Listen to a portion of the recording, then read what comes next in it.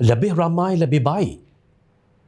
Semakin diasak dengan pelbagai andaian, tomahan, sentimen dan persepsi, semakin kukuh kerajaan perpaduan dalam menongkah setiap langkah yang dicipta untuk menumbangkannya. Semalam, gempar dunia politik Malaysia apabila seorang lagi ahli Parlimen Perikatan Nasional membuat kenyataan menyokong Perdana Menteri Datuk Seri Anwar Ibrahim.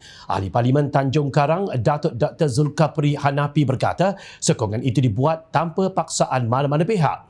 Perisytiharan sokongan ini kepada kepimpinan Perdana Menteri ke-10 adalah tanpa sebarang paksaan dan tekanan daripada mana-mana pihak dan saya lakukan dengan sepenuh hati untuk kepentingan penduduk Tanjung Karang, katanya pada satu kenyataan yang dipetik Malaysia Gazette. Zulkafli menjadi ahli Parlimen ke-6 pembangkang dari Parti Pribumi Bersatu Malaysia Bersatu yang bertindak menyokong Anwar. Keputusan itu jelasnya bertujuan untuk memastikan nasib dan pembangunan penduduk Tanjung Karang terus terbela dan akan mendapat pelbagai manfaat termasuk peningkatan infrastruktur dan keperluan setempat. Saya juga ingin menyatakan sokongan kepada dasar dan inisiatif Kerajaan Madani yang mengutamakan kebajikan, pembangunan, ekonomi dan kepentingan rakyat sehingga pilihan raya umum akan datang, jelas Zulkafli lagi.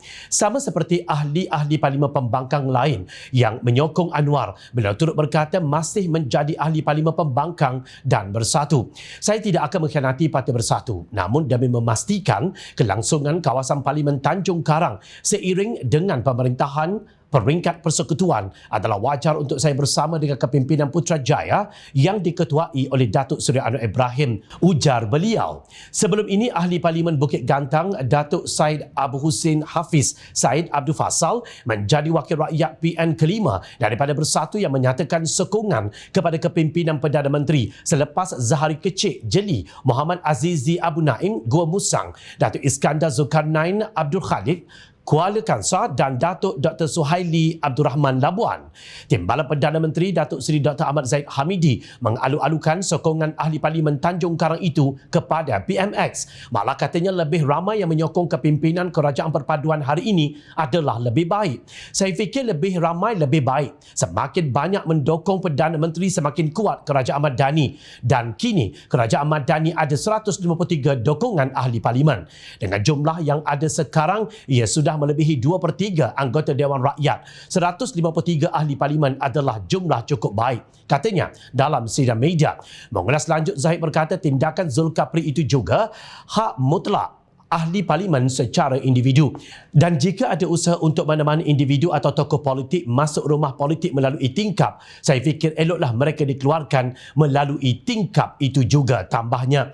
Seolah-olah menjadi kenyataan, ahli Parlimen Bukit Gantang Datuk Syed Abu Hussein pada 11 Disember tahun lalu pernah mendakwa 7 hingga 8 lagi ahli Parlimen pembangkang akan menyatakan sokongan mereka terhadap Perdana Menteri. Dan ternyata ia terjadi. Kerana apa? Hakikatnya mereka yang mengambil keputusan untuk menyokong PMX adalah kerana mereka merasakan diri mereka dan para pengundi di kawasan Parlimen yang diwakili menjadi mangsa bodoh sombong pimpinan pembangkang. Apa tidaknya, pembangkang lebih sanggup melihat rakyat menderita daripada bertemu dan berbincang dengan timbalan Perdana Menteri Datuk Seri Fadilah Yusof tentang peruntukan sebagaimana yang dinyatakan PMX. Justru berita ini sekaligus menjadi jawapan yang konkret untuk tuduhan yang dilemparkan ahli Parlimen Putrajaya Datuk Dr. Muhammad Razi Muhammad Jidin. Kononnya, kerajaan hanya sekadar bercakap tanpa memberi sebarang hasil kepada rakyat sebagaimana yang dilaporkan Jom Channel semalam. Kepada Muhammad Razi, sila bertanya kepada mereka yang telah berubah sokongan, kenapa mereka berbuat demikian?